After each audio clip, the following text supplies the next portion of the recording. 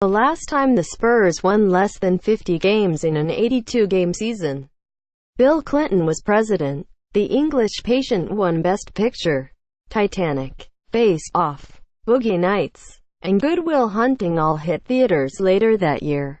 Ken Griffey, Jr., was in spring training, getting ready for a season in which he'd win MVP and lead the league in home runs.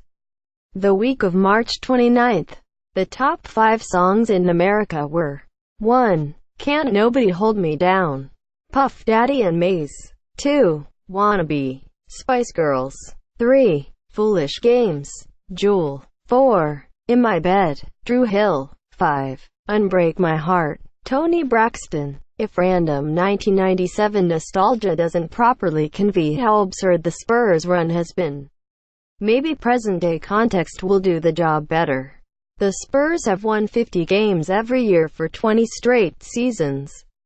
The team they played Tuesday night, the Wizards, have gone 39 years without winning 50 games once.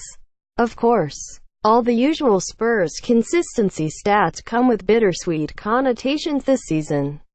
San Antonio was blown out by that Wizards team on Tuesday. Greg Popovich waved the white flag midway through the third quarter. The Wizards were up 20 by that point, and LaMarcus Aldridge had hobbled off with a knee injury. An MRI for Aldridge's knee will come Wednesday. That loss all but guarantees that 50-win streak will end in the next 2 weeks. It has been a phenomenally weird year in San Antonio. Weird because we've spent most of the season waiting for Kawhi Leonard to return, and it still hasn't happened. Weird because it seemed like Popovich was speaking directly to Kawhi a month ago, when he warned the world that his franchise's superstar was running out of time. Weird because we are still getting reports of internal dysfunction. Some players are calling it fake news, while Tony Parker recently noted that his leg injury was 100 times worse than Leonard's. And weird because, even in this code red scenario where literally everything has gone wrong, San Antonio can still salvage this season and make the playoffs. Compared to the past 20 years, this year's Spurs team is a ghost ship. DeJounte Murray was 6 months old in March 1997, and he's starting at point guard. Kyle Anderson is averaging 7.9 points per game and starting at power forward. Davis Bertans has been a legitimate factor this year. At various points this season, San Antonio's been led in scoring by Brandon Paul, Bryn Forbes, and, one night in February against the Nuggets, Joffrey Lauvergne. Before Tuesday's game, Popovich was asked what he's enjoyed most about this season. Just seeing a lot of guys get minutes they probably wouldn't have gotten. He said, seeing how they react, how they grow, that's been fun. Quote, Ronald Quartz, everyone would probably be having more fun if Kawhi returned. There are any number of theories as to why he's still sitting. Some have noted that there's clearly a disconnect between Leonard and the team, and many are wondering if this season's dysfunction is just a prelude to a divorce sometime in the next year or two. Others think that Kawhi is being extra careful considering the Supermax contract he'll theoretically have waiting for him this summer. And there are plenty of people who say that Kawhi Leonard knows his body best, and he's not comfortable playing yet. Maybe it's just that simple. But then again, this is also the Spurs. They're not a team that would be pressuring anyone to come back too soon. And certainly not in public. Some of the Spurs culture mythology can get exhausting. We can only take so many cliches about diversity and selflessness and playing the right way. But it's not just hype, either. San Antonio really did help pioneer international scouting. They rested superstars before anyone else did. They excelled in player development. They installed a motion-heavy offensive system that optimized everyone on the floor.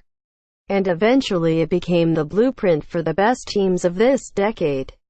In a tangible way, San Antonio's various innovations and points of emphasis were the difference between a great 56 year run winning with grinding defense in the mid-2000s and the 20-year journey we've seen instead. For his part, Popovich is still extremely on-brand. He was dismissive when asked about the 50-win streak after the loss. None of that stuff matters. It's kind of cool that we did that stuff for a long time.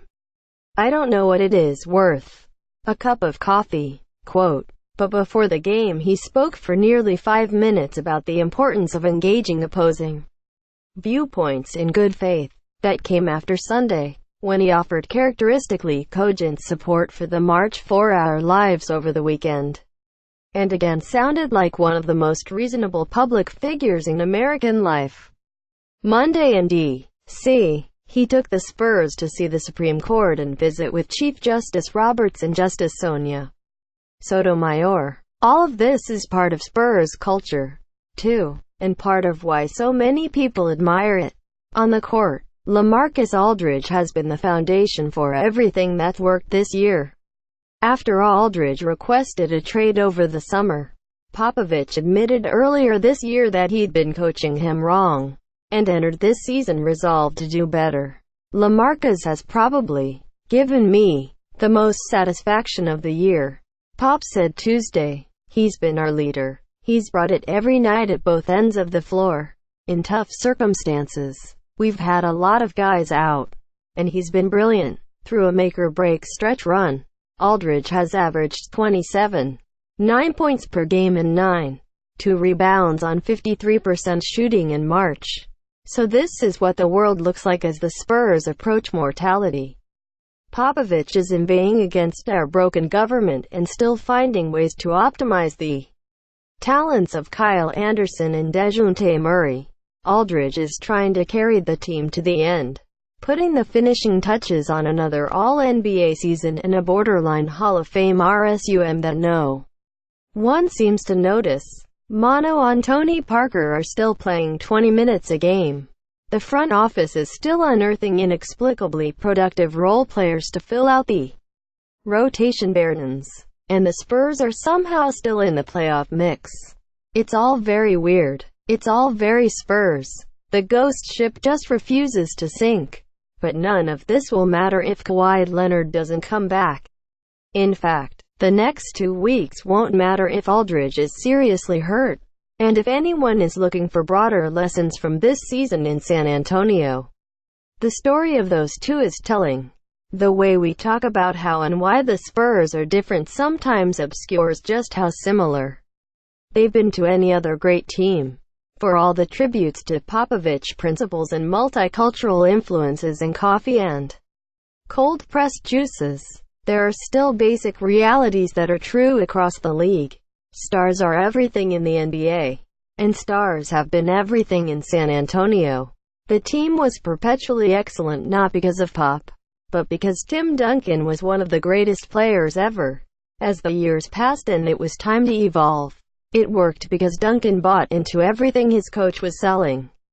Same with Mano and Tony Parker, and eventually Kawhi. This year, the Spurs haven't stayed alive because of ball movement and overachieving rotation guys and some kind of galaxy brain pop enlightenment, but mostly because Aldridge bought back in this summer and played like a superstar all year. The best coaching Popovich did with this current group was when he mended that relationship over the summer. Aldridge has been just great enough to make the Spurs unbeatable against bad teams, and he gives them a shot against good teams.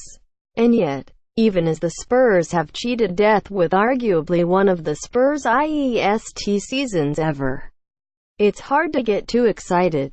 Everyone can see the future in San Antonio is deeply uncertain until Kawhi Leonard makes the same decision Aldridge did. If the goal is contending, the rest of the roster is either too old or too young and unproven to trust.